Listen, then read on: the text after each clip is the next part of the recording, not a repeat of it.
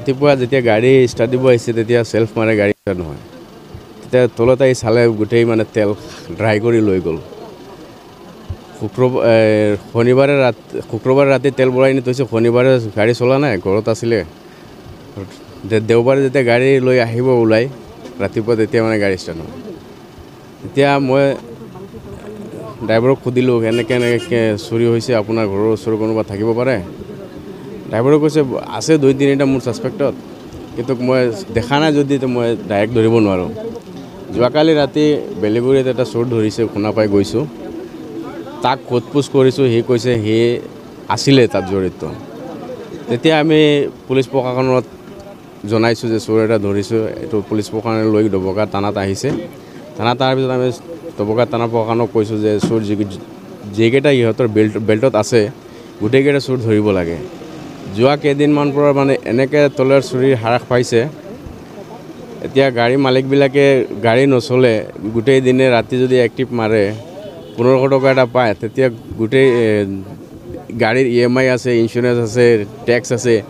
এইবিলাকৰো মানে পইচা নহয় তেল ৰিকভাৰ হোৱা নাই পুলিচ প্ৰশাসনক আহ্বান জনাইছোঁ যে যিমান তেল চুৰি হৈছে চব তেলখন ৰিকভাৰী কৰি দিবলৈ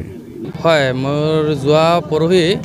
3টা গাড়ীৰ পৰা 60,000 টকাৰ তেল চুৰি হৈছে আমাৰ বেলেগুৰি এয়া ধৰা হৈছে ধৰা হোৱাৰ পিছত হিউ ষ্টেটমেণ্ট দিছে বোলে হয় মই চুৰি কৰিছিলোঁ ডবকা আৰু 2-4জন আছে বৰ্ণমালী আকৌ আমাৰ হিমাদ্ৰী আৰু মোৰ এই আমাৰ ৰিয়াজুল তেখেতৰো তেল চুৰি কৰিছিলে এতিয়া ষ্টেটমেণ্টত তেল চুৰি কৰাৰ পিছত বিক্ৰী যাৰ পৰা কৰিছিলে এই আমাৰ হালদিয়াটিৰ মানুহ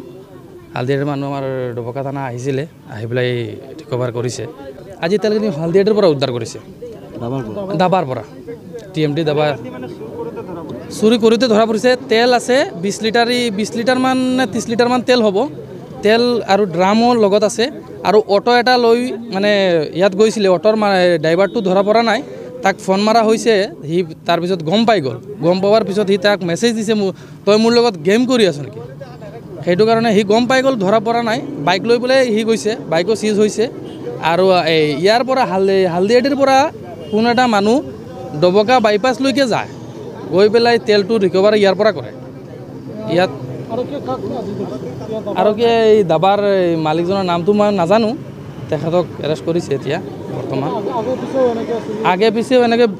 চুৰি হৈ আছে। আজিতো 1 মাহৰ পৰা অশান্তি দি আছে চোৰকেইটা। ডবকা অঞ্চলত বহুত মানুহ অশান্তি হৈ আছে এতিয়া। তেল, অকল তেল, আকৌ মুৰ্গী চুৰিও কৰে, তেল চুৰিও কৰে, গাড়ীৰ বেটাৰী, টায়াৰ, স্পেয়াৰ, টায়াৰ চায়াৰ চব লৈ যায়। ভেলগুৰি ধৰাৰ পিছত চুৰটোক পুলিচক গতাই দিয়া হৈছে। পুলিচে ডবকা থানালৈ লৈ আহি বৰ্তমান হালদিয়াটিলৈকে আহিছে। যোৱা 24 তাৰিখ ৰাতি মোৰ গাড়ী এখনৰ পৰা 24 লিটাৰ 24.5 লিটাৰ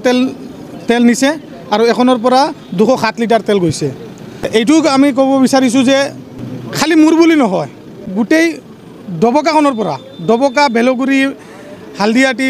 হালদিয়াটিৰ পৰা কমেও হাজাৰ লিটাৰ ইহঁতে তেল মাৰিছে।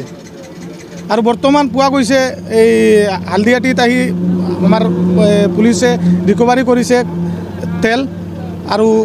যিটো চুৰ ধৰা হৈছে, চুৰটো বৰ্তমান লগতে আহিছে। আৰু ইহঁতৰ যিটো বেল্ট আছে, বেল্টত কমেও 20 জন মানুহ আছে। গোটেই যি ইহঁতৰ মানে তেল চুৰি কৰি গোটেইখিনি টমটম আৰু অ'টোৰে পাৰ্চেল দিয়ে হালদিয়াটি।